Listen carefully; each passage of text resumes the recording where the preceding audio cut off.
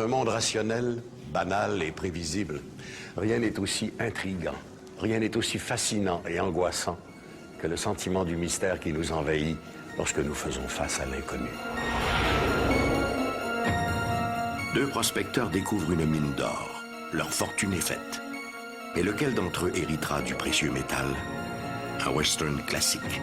Mystère en prime. Savoir où se trouve un trésor et n'avoir qu'à creuser, c'est un scénario idéal dans un monde idéal. Pas exactement. Surtout si l'on ne sait pas en quoi consiste le trésor.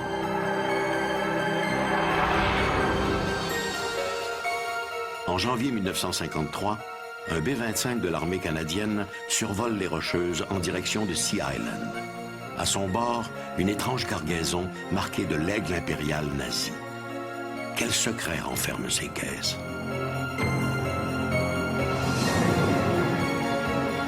Marcel Robillard a toujours rêvé de mer. Des naufrages hantent ses cauchemars. Une plongée au large de Terre-Neuve va changer sa vie. Ici Michel Dumont. Vous regardez Dossier Mystère.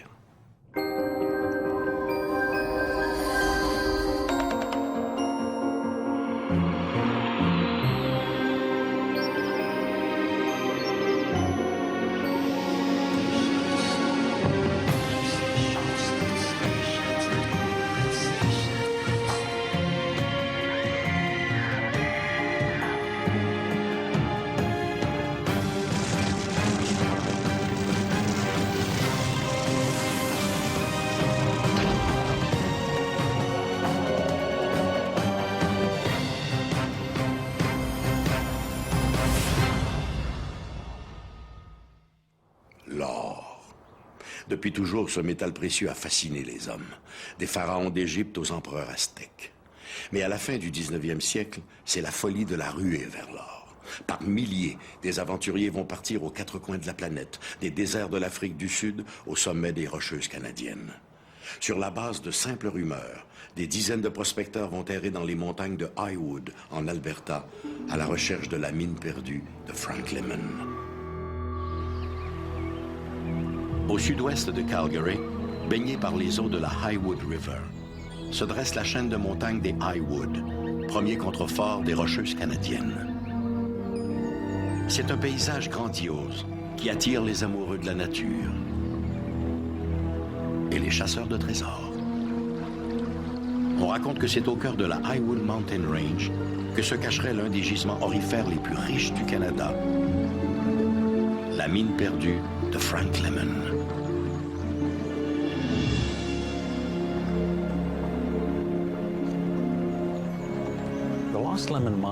La mine de Frank Lemon est l'une des grandes histoires de trésors perdus de l'Alberta. L'histoire commence en 1870, lorsqu'un groupe de prospecteurs venus du Montana a entrepris d'explorer la région au nord de la rivière Saskatchewan dans l'espoir d'y trouver de l'or.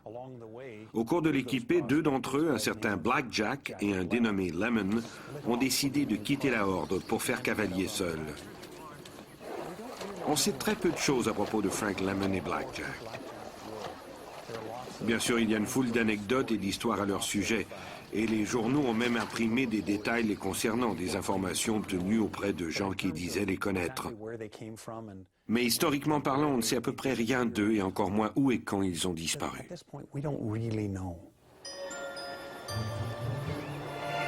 Près de Purcell Mountains, Frank Lemon et le métis Black Jack entrent dans une vallée luxuriante où des sources descendues des montagnes déversent une eau fraîche et limpide. Ils remarquent d'étranges reflets dans l'eau, des reflets dorés. Ils ont trouvé leur Eldorado. À fleur d'eau et tout autour d'eux, des pierres présentent ces filaments si caractéristiques de l'or, les veines de la richesse.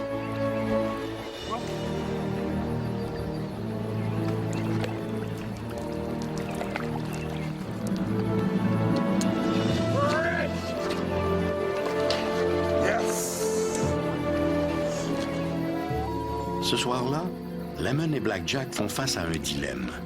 Doivent-ils entreprendre immédiatement leur prospection ou doivent-ils se rendre en ville pour y enregistrer un droit d'exploitation? Étendu sur sa couche, Frank Lemon ne cesse de repenser aux événements de la journée. Combien peut valoir tout cet or? 100 000 $? 500 000 $? 750 000 $? Les chiffres s'embrouillent dans sa tête. 750 000 divisé par 2, cela représente... Mais pourquoi devrait-il partager? Il n'y a aucune raison pour qu'il partage son bien. Cet or est le sien. Et il compte bien en rester le seul propriétaire.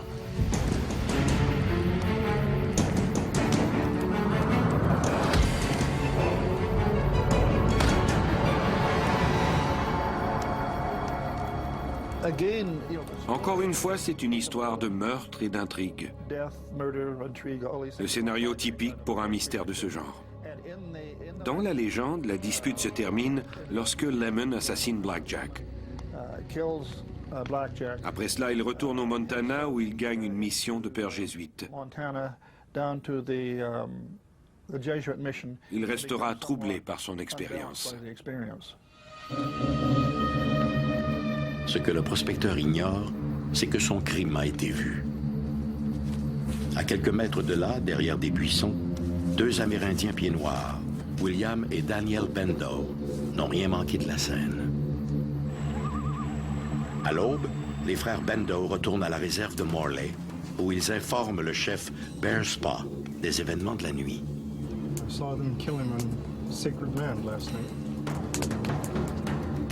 Celui-ci craint que la découverte de l'homme blanc n'entraîne une véritable ruée vers l'or. Il demande aux frères Bendo de retourner près de la rivière pour y faire disparaître toute trace qui pourrait permettre à d'autres prospecteurs d'identifier les lieux.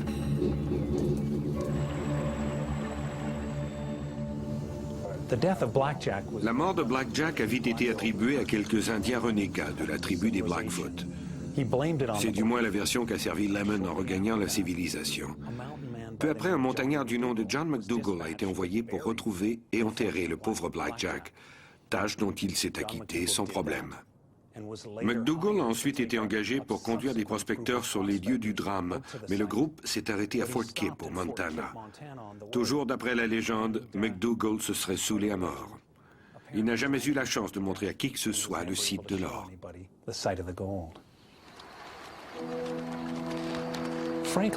Après l'assassinat de Blackjack, Frank Lemon lui-même n'a jamais réussi à retrouver le gisement. Il a essayé maintes fois de retourner sur les lieux, mais dès qu'il approchait de son but, il était pris d'une grande agitation. Conséquence, il n'a jamais revu la mine et n'a jamais été capable de dire à quiconque l'endroit précis où elle se trouvait. Au fil des ans, le mystère n'a cessé de s'épaissir.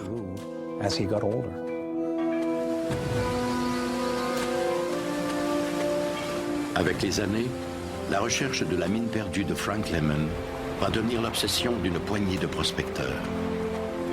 L'un d'eux, Lafayette French, va consacrer les dernières 15 années de sa vie à rechercher la mystérieuse rivière d'or. Lafayette French est un personnage fascinant. À l'origine, c'est lui qui aurait financé cette première expédition au cours de laquelle Lemon et Blackjack ont apparemment trouvé l'or. Ensuite, après que Lemon eut prétendu avoir trouvé l'or et après la mort de Blackjack, Lafayette French a consacré le reste de sa vie à chercher l'or. Dans la région de Waterton Lakes, les gens plaisantent encore en disant que l'endroit est l'œuvre de Lafayette French, qui a tellement creusé de trous pour trouver l'or qu'il a finalement créé tous les lacs de la région.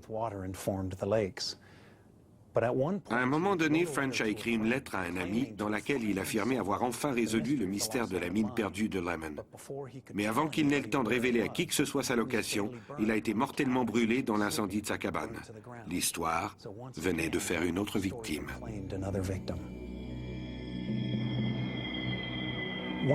Nous ne saurons peut-être jamais si la mine perdue de Lemon a vraiment existé. On raconte que la rivière Saskatchewan recèle encore aujourd'hui des traces d'or. Mais en dépit de cela, il est vrai que toute cette région du sud de l'Alberta, là où se situerait la fameuse mine, n'est pas particulièrement reconnue pour ses gisements aurifères. L'or est plutôt associé à des roches chaudes, comme les roches volcaniques. Or, ce type de roche est rare dans la région. Si vous parlez avec des géologues et des prospecteurs, ils ne vous cacheront pas leur scepticisme quant à l'existence de la mine. But the reality is, Néanmoins, cette vaste région reste sauvage et inexplorée. wild country. It's vast, it's untouched. Ceux qui s'aventurent dans ces étendues réalisent vite que leurs connaissances ne dépassent pas généralement les 2 ou 3 mètres qui s'étendent de chaque côté des sentiers. Either side of a trail, Au-delà, ce sont des terres inconnues. it's untouched. Quelque chose peut y demeurer caché pendant très longtemps.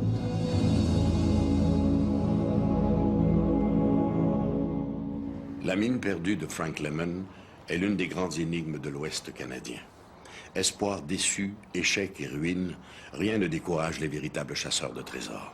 La perspective d'une découverte, aussi mince soit-elle, suffit amplement à nourrir leurs rêves et leur cupidité. Bien avant la grande ruée vers l'or qui a donné lieu à tant de légendes, on racontait que toute la côte est de l'Amérique du Nord était sillonnée par des pirates et des flibustiers venus écumer les riches navires faisant voile vers l'Europe.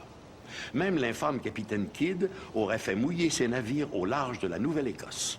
Et s'il avait profité de cette occasion pour y dissimuler le butin de ses rapines? Une fable? Peut-être pas.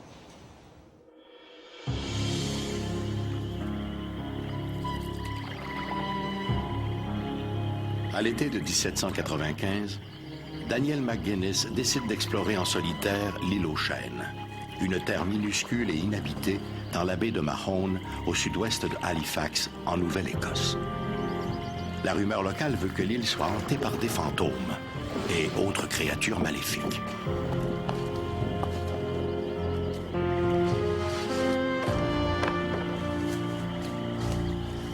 Marchant avec précaution dans l'épaisse forêt de chênes, le jeune explorateur ne tarde pas à découvrir une zone déboisée où seul un vieux chêne se dresse fièrement. Intrigué par la grandeur de la clairière, le jeune McGuinness remarque une dépression circulaire au sol. De plus, une poulie pend inutile à une branche du chêne, comme si quelqu'un avait descendu un coffre dans un puits. Un trésor, peut-être? Pour Daniel McGuinness, il ne fait aucun doute que ce secret est attribuable à des pirates ou des flibustiers. Il est d'ailleurs notoire que jadis, des pirates ont utilisé les nombreuses îles de la baie de Mahone pour se mettre à l'abri de leurs poursuivants.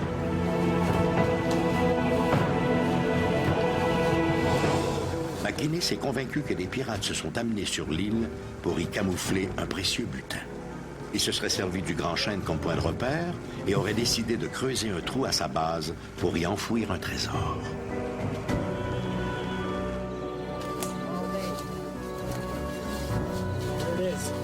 Le lendemain matin, McGuinness retourne sur les lieux accompagné de 2 amis, John Smith et Anthony Vaughan. N'ayant pour tout équipement que des pelles et des seaux, les 3 jeunes vont entreprendre la plus incroyable chasse au trésor de l'histoire, celle du mystérieux et impénétrable Money Pit, le puits de l'argent. Évidemment, les jeunes ont pensé que quelqu'un avait enseveli un trésor. La dépression au sol marquait apparemment le haut d'un puits profond. Personne n'a jamais fait de recherche ou d'exploration archéologique sur l'île aux chênes. Les jeunes ont simplement commencé à creuser, espérant y trouver ce trésor qu'ils croyaient enfoui à cet endroit.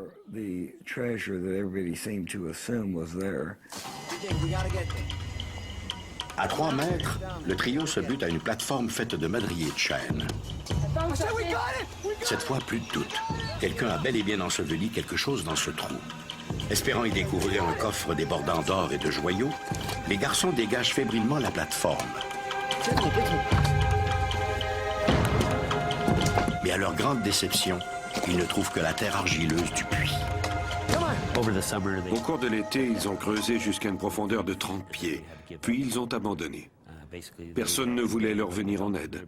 Certains jugeaient cette affaire comme une fumisterie et d'autres croyaient que l'île était hantée, qu'il valait mieux s'en tenir loin. Les travaux n'ont repris qu'en 1803.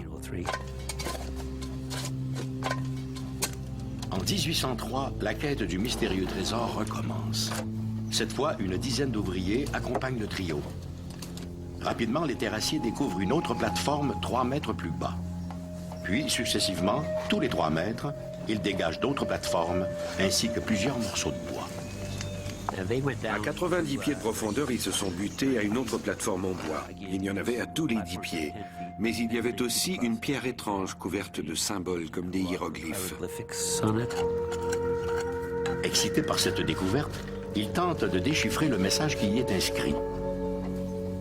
Incapables d'en interpréter le sens, ils remontent la plateforme tout en haut du puits et poursuivent l'excavation.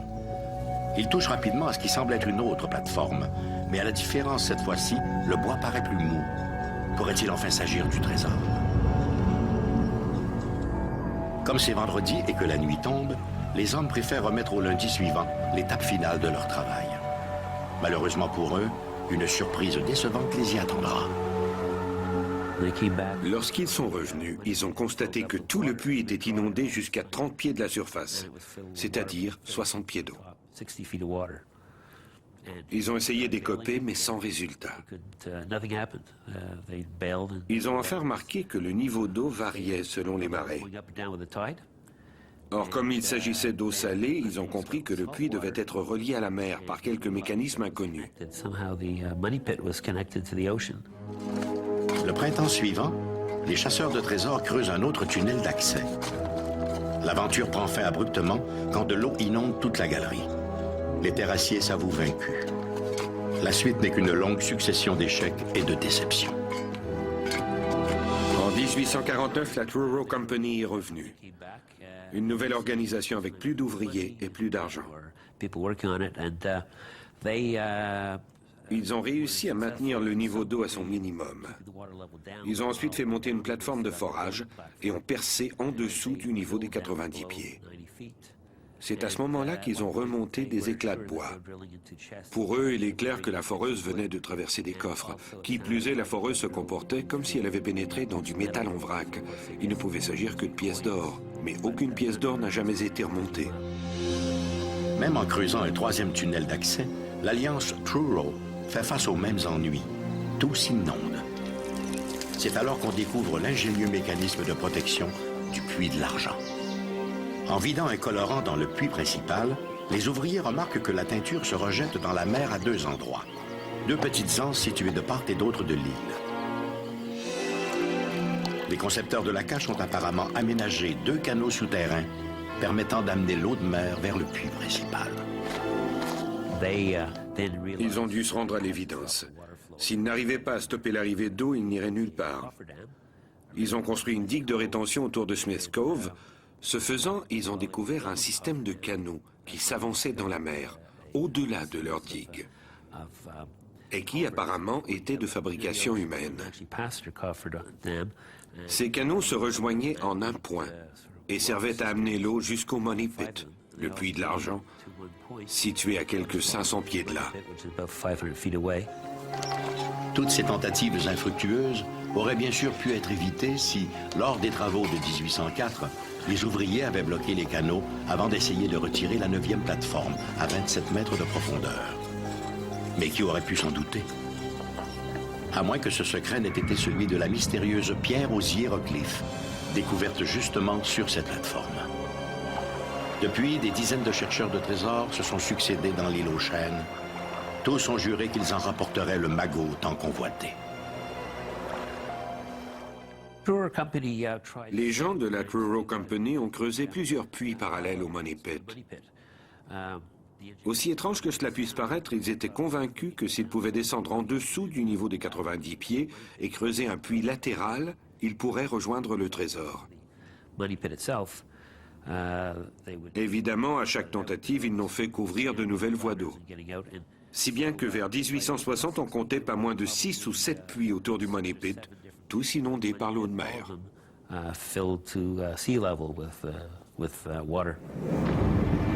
Puisque les nouveaux tunnels que les ouvriers construisaient s'inondaient d'eux-mêmes, il fallait entreprendre d'autres démarches pour empêcher l'eau de se rendre jusqu'au trésor. À partir de Smith's Cove, plusieurs tentatives ont été menées pour stopper l'arrivée d'eau dans le Money Pit. On a dynamité tout le long du soi-disant canal d'inondation. Et on a construit des digues de rétention.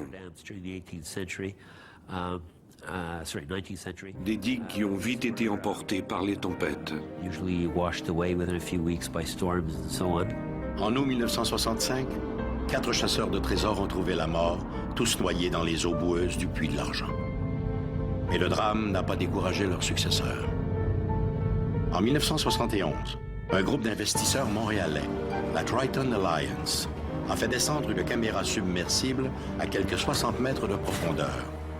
Les images ont révélé la présence de coffres et d'une main de squelette, une signature macabre souvent associée aux pirates.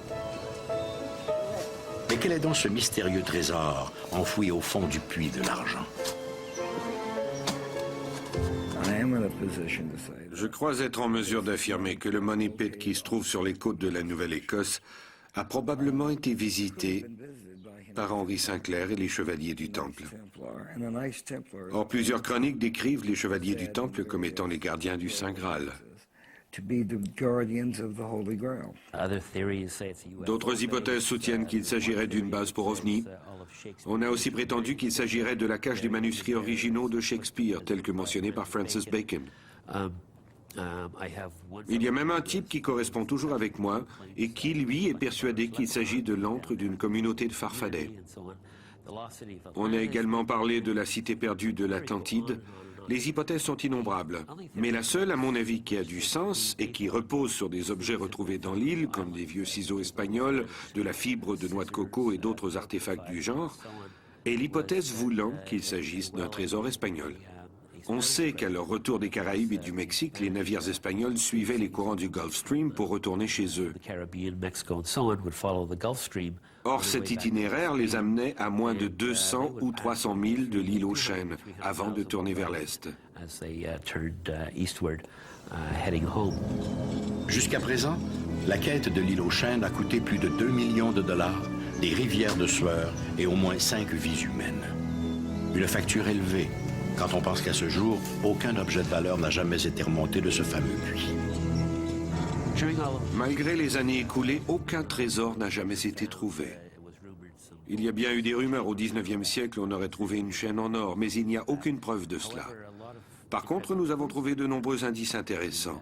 Les ciseaux espagnols, par exemple, trouvés par la Triton Alliance, ont été authentifiés par le Smithsonian Institute, et le bois extrait du puits a été daté au carbone 14. On a aussi trouvé de la fibre de noix de coco. Ce sont ces indices qui motivent les gens à retourner dans l'île, à croire qu'il doit sûrement y avoir quelque chose d'enterré là-bas. Après tout, comme le prouvent les datations au carbone 14, il y a 400 ou 450 ans, des hommes se sont apparemment donné beaucoup de mal pour construire ce puits. Malgré tout l'argent dépensé et toutes les tentatives infructueuses, le mystère du puits de l'argent reste pour le moment aussi inaccessible que son hypothétique trésor d'origine inconnue. Depuis plus de 200 ans maintenant, des hommes, poussés par une insatiable fièvre de l'or, continuent de creuser le sous-sol de cette île dans la baie de Mahone. On a dit de cette chasse au trésor qu'elle a une particularité unique. À l'île aux Chênes, les aventuriers savent exactement où chercher, mais ignorent toujours ce qu'ils cherchent. Durant la Deuxième Guerre mondiale, les troupes du Troisième Reich ont pillé les plus grands musées d'Europe. Si certains de ces trésors ont depuis été retournés à leurs propriétaires, d'autres restent encore introuvables, alimentant ainsi les plus folles rumeurs. On raconte que de l'or et des toiles de grands maîtres seraient encore dissimulés quelque part dans les montagnes d'Autriche. On raconte même qu'on aurait perdu la trace d'une partie de l'or dérobé par les nazis dans les Rocheuses canadiennes. Totalement dénué de sens. Croyez-vous?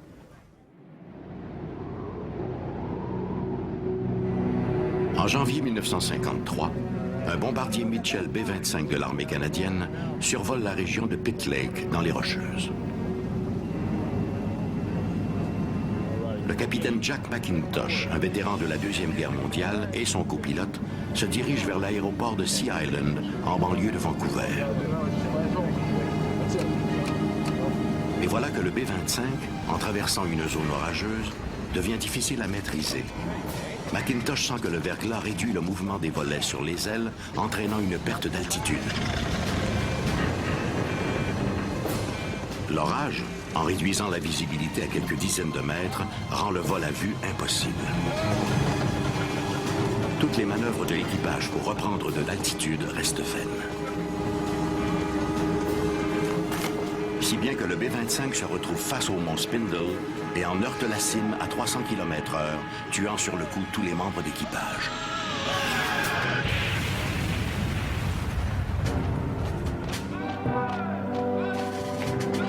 Durant toutes les années que durera la Deuxième Guerre mondiale, les nazis se livreront à d'inqualifiables pillages. C'est ainsi que disparaîtront bon nombre des grands trésors d'Europe, richesses inestimables qui seront acheminées vers des chambres fortes réparties dans toute l'Allemagne.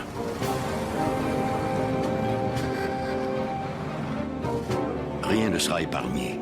Des toiles des grands maîtres aux artefacts les plus précieux, dont la célèbre lance du légionnaire romain Longinus, laquelle aurait servi à percer le flanc du Christ. Quant aux objets faits d'or, ils sont fondus et transformés en lingots marqués de l'aigle impérial.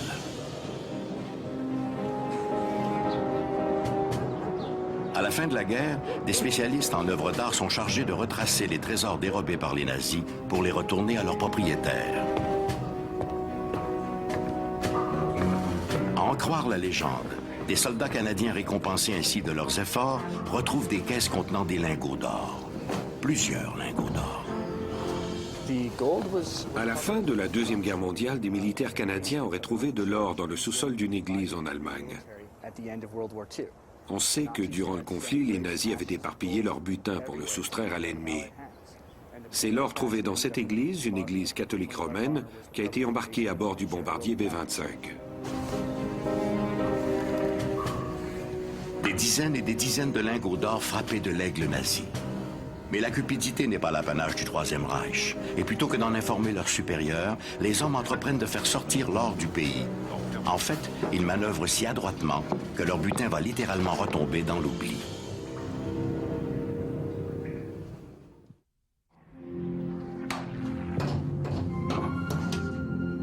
Il faudra attendre plusieurs années après la fin de la guerre, soit en janvier 1953, pour que réapparaissent les mystérieuses caisses sur une base militaire de l'armée canadienne en Saskatchewan. Celles-ci seront chargées à bord d'un appareil B-25 à destination de Sea Island, en Colombie-Britannique. Selon la version officieuse, c'est à Saskatoon que le bombardier B-25 aurait été chargé avec ses lingots d'or, récupérés en Allemagne par l'armée canadienne à la fin de la Deuxième Guerre mondiale. Ma source, lui-même un ancien militaire, m'a raconté que son oncle avait assisté personnellement au chargement. Il s'agissait de grosses caisses étiquetées et destinées à être convoyées à l'aéroport de Sea Island, en Colombie-Britannique. L'équipage est dirigé par le capitaine Jack McIntosh, un vétéran qui a lui-même pris part au combat au-dessus de l'Allemagne. Outre l'or, l'appareil transporte aussi quelques 800 000 $ en argent. Officiellement, il ne s'agissait que d'une simple mission d'entraînement. C'est du moins ce que mentionnent les documents que j'ai retrouvés. Quant à la cargaison, les rapports officiels disent que l'avion était vide. Les articles de journaux publiés au lendemain du drame vont également dans le sens du vol d'entraînement. En fin de matinée, l'appareil s'élance sur la piste. La météo annonce des bourrasques et des orages au-dessus des montagnes de la chaîne côtière, mais ceux-ci ne sont prévus qu'en début de soirée. À ce moment-là, du moins d'après le plan de vol, le B-25 devrait être arrivé à destination. L'avion suivait un cap nord-est quand il a essuyé une tempête. Le temps était très maussade et il tombait du verglas. Un verglas qui a tôt fait de paralyser les volets de direction. L'avion a été incapable de maintenir son altitude. Le capitaine McIntosh tente de manœuvrer entre les cimes enneigées, mais le verglas paralyse les câbles des volets d'altitude. La catastrophe est inévitable. Avant même que l'équipage n'ait eu le temps d'envoyer un message de détresse, le B-25 s'écrase près de Spindle Canyon.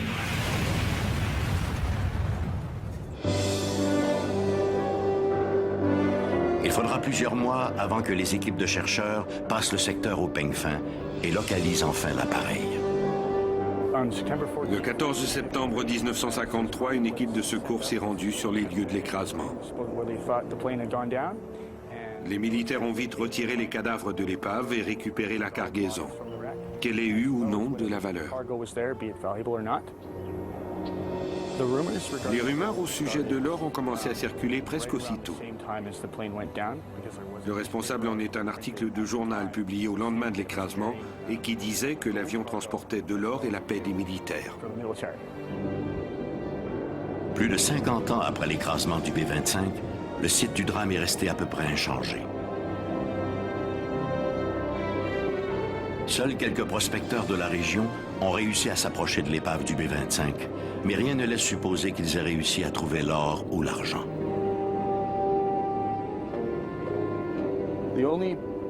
À ma connaissance, seuls les militaires ont trouvé de l'or parmi les décombres. Ma source m'a confirmé que lors d'une mission de l'armée, son oncle avait en effet récupéré de l'or provenant de la cargaison.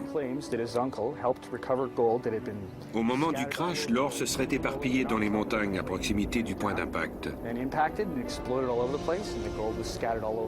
Dans le but de protéger ce trésor, les militaires l'auraient vite dissimulé dans la galerie d'une mine abandonnée au nord-est de Spindle Canyon, en attendant le moment opportun pour sa récupération.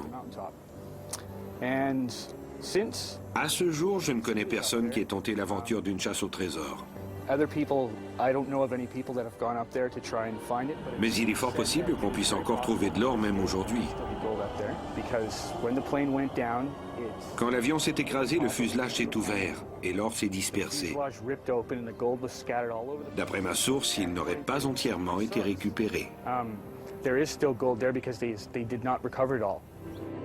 L'or nazi du B-25 risque fort de n'être jamais retrouvé. Mais son mystère continuera de faire fantasmer encore longtemps les amateurs d'aventure. Pour les amateurs de mystère, la Colombie-Britannique est une véritable pépinière d'incidents étranges. Il est vrai que son paysage unique a de quoi enflammer l'imagination, avec ses montagnes aux neiges éternelles et ses lacs d'un bleu azur. Tantôt on y parle de mines oubliées, vestiges d'un Klondike pas si lointain. Tantôt on y rapporte des récits de monstres simiesques qui entraient ces forêts encore vierges. Et puis voilà maintenant qu'on y parle de cet or du Troisième Reich. De quoi rendre jalouses les autres provinces canadiennes. Pour les chasseurs de trésors, aucune information n'est à négliger, qu'il s'agisse d'une coupure de presse a priori tout à fait banale ou d'un vieux manuscrit oublié dans quelques réserves de musée. Pour Marcel Robillard, c'est un rêve qui l'a guidé vers l'Anglo-Saxon, un navire commercial qui sombra en 1863 au large de Terre-Neuve. Un rêve si limpide et si précis qu'il s'y serait cru. Mai 1983. Lentement, Marcel Robillard s'apprête à plonger dans les eaux froides de la baie de Clam Cove à Terre-Neuve. Le temps de s'orienter, il nage rapidement vers une épave qui gît à quelques 30 mètres de profondeur. Arrivé à proximité, le plongeur entreprend de suivre la rambarde. Bientôt, il distingue divers objets de métal noirci. Il en dégage un avec précaution. Il s'agit d'un plateau de service en argent. À la vue de cet objet, le plongeur est pris d'un étrange malaise, une sensation de vertige. Des images défilent dans sa tête. Des passagers en panique fuyant vers le pont, alors que la fumée s'engouffre dans les corridors intérieurs du navire. À 30 mètres de profondeur, dans les eaux glacées de Clam Cove, Marcel Robillard ne peut s'empêcher de penser aux derniers instants de l'Anglo-Saxon et de ses passagers. Un drame qui, pour lui, va bien au-delà de son intérêt pour l'histoire.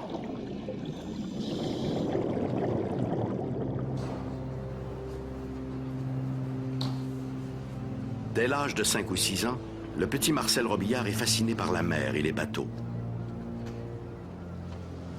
Souvent perturbé par des rêves terrifiants de naufrage, il en vient même à poser des questions pour le moins surprenantes à ses parents. Je me rappelle quelque chose, poser une question à ma mère, où est-ce qu'il y a ma femme, mes enfants? Puis ma mère, elle me tenait tellement nerveuse, puis ma voix changeait. J'avais la voix comme plus vieille, comme un homme. Puis là, elle disait, pas, ça se peut pas. Puis là, elle me posait des questions à tout le monde.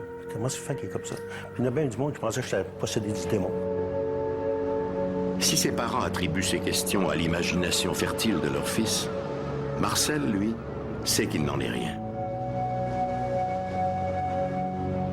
Plus les années passent, plus la mer et ses histoires de pirates exercent sur lui une fascination qui tourne à l'obsession.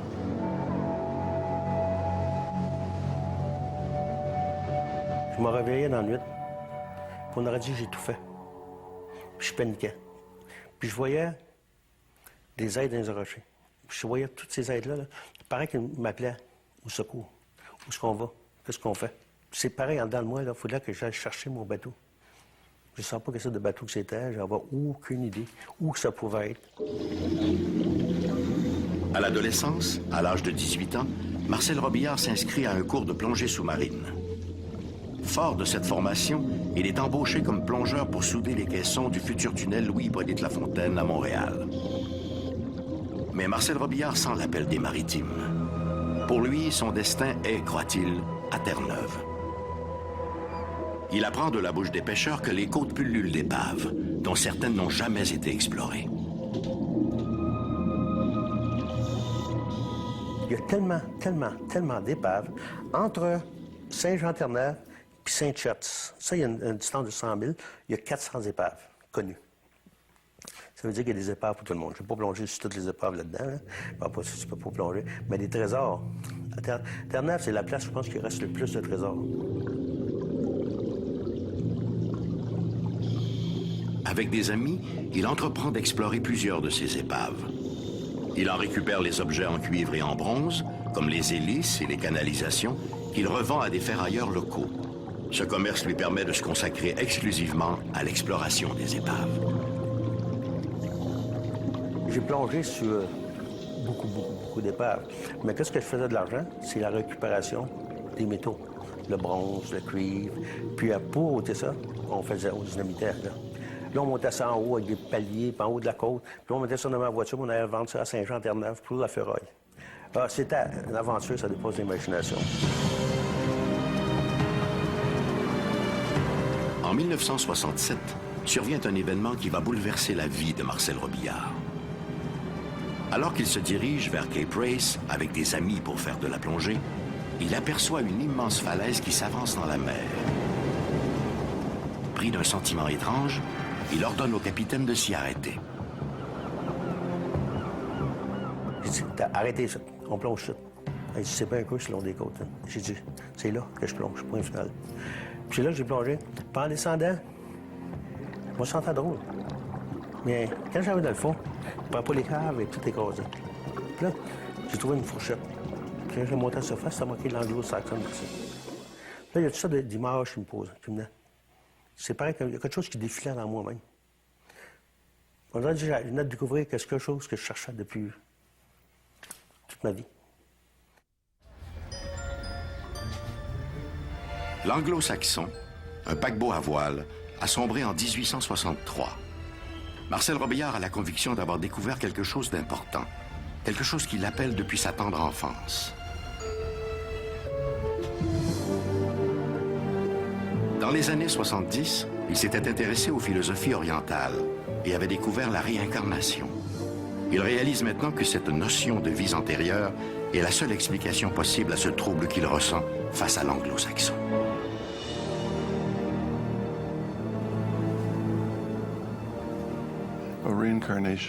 La réincarnation est une croyance qui remonte à une période située entre 3000 et 5000 ans.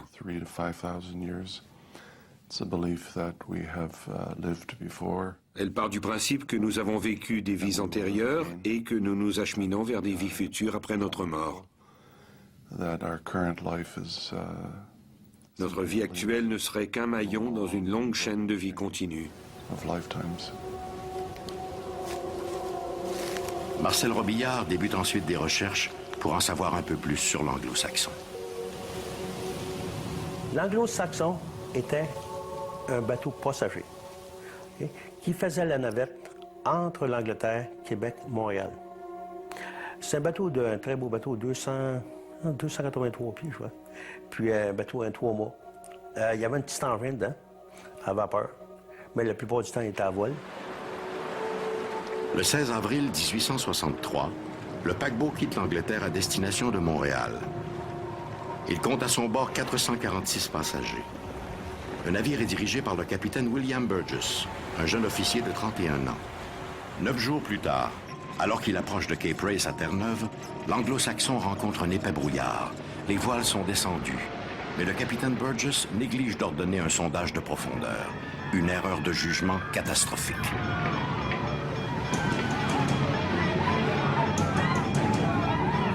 paquebot heurte des rochers à fleur d'eau.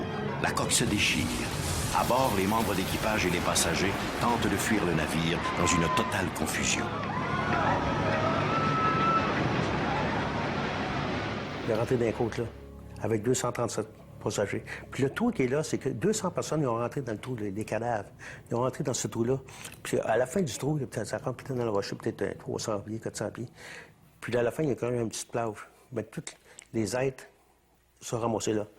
Puis l'affaire qui m'a fait le plus drôle là-dedans, je pense, c'est que, OK, le capitaine a fait une erreur. Il aurait dû sonder l'eau. Le deuxième voyage qu'il a fait, on était très fiers de lui. Il avait 41 ans, William. Puis quand il est arrivé sur le long des côtes, bien, en sondant pas l'eau, il était plus proche des côtes qu'il pensait. Il est rentré dans les rochers. Puis il était responsable de la mort, en réalité, de 237 personnes. Au fur et à mesure qu'il se documente sur la tragédie de l'Anglo-Saxon, Marcel Robillard acquiert la conviction intime qu'il est la réincarnation du capitaine Burgess. Il sait maintenant que le seul moyen pour lui d'exorciser toutes ces images de femmes et d'enfants criant leur désespoir est de retourner à l'épave. Il doit libérer les âmes prisonnières de l'Anglo-Saxon. Là, j'accomplisse ma mission, je retourne là. On dirait qu'il faut là que je ramène à Montréal. Le capitaine est toujours le dernier à quitter son bateau. Il aurait fallu que je ramène mes passagers. Pas les corps, mais les êtres qui étaient là. Au printemps de 1983, Marcel Robillard organise une expédition pour explorer l'épave de l'Anglo-Saxon. Pour lui, c'est l'occasion de faire la paix avec son passé. Marcel Robillard est le premier plongeur à descendre sur le paquebot qui repose dans les profondeurs. Alors qu'il s'en approche, son cœur bat la chamade. Des frissons lui parcourent tout le corps. Comme des bulles remontant à la surface, des images défilent dans sa tête. Il imagine les âmes des disparues prisonnières des vestiges du bateau. Malgré l'émotion qui lui noue la gorge, le plongeur sait que cette visite est pour lui l'unique moyen de retrouver sa quiétude. On a souvent des images mentales, quelque chose qui s'est passé dans le passé, puis qu'on reste accroché là-dessus. Puis tant qu'on n'a pas réparé, qu'est-ce qu'on avait à réparer, ça va rester là. Mais à la fin, ça a fait quelque chose qui s'est calmé. Le calme total est venu. Ça a tout changé ma vie complètement. Ça a fait... Bien que l'histoire de réincarnation de Marcel Robillard semble étonnante, il existe d'autres cas vérifiés d'individus qui auraient le souvenir de leur vie antérieure.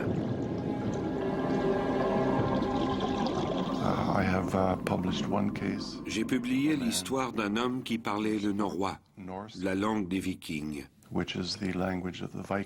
Une langue liée phonétiquement à l'islandais et au norvégien moderne.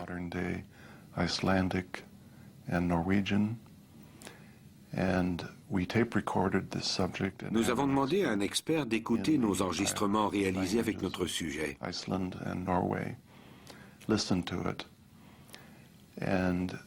Il s'agissait de toute une série de questions que nous avions posées à l'individu à propos de son expérience en tant que marin. Or, d'après la traduction de l'expert, les réponses enregistrées étaient bel et bien en relation avec des événements s'étant déroulés sur un navire en haute mer. Lorsqu'il a plongé vers l'Anglo-Saxon pour la dernière fois en 1983, Marcel Robillard a fait la paix avec les âmes des passagers du paquebot anglais. Et du même coup, il s'est affranchi de 120 ans de remords. L'Anglo-Saxon, pour moi, c'est plein de mystère. Je suis sûr à 100% que je suis le capitaine dessus. Puis j'ai fait une erreur, mais j'ai réparé mon erreur. Au moins, quand tu répares quelque chose, c'est plus là. Puis je suis bien content si ces êtres-là sont venus à Montréal ou au Québec, puis qu'ils se prennent des corps, puis ils vivent heureux. Pour Marcel Robillard, la quête du navire l'Anglo-Saxon s'est transformée en une sorte d'odyssée spirituelle. Ultimement, sa plus grande découverte n'a pas été celle de l'or et de l'argent engloutis dans l'épave, mais cet éveil sur lui-même. Cette réalisation de soi est un trésor qu'aucune administration, qu'aucun gouvernement ne pourra jamais lui ravir. Rencontres insolites, disparitions mystérieuses, faits étranges, légendes fabuleuses. Quelqu'un pourrait peut-être nous révéler enfin la vérité cachée derrière ces mystères extraordinaires. Et peut-être que cette personne, c'est vous.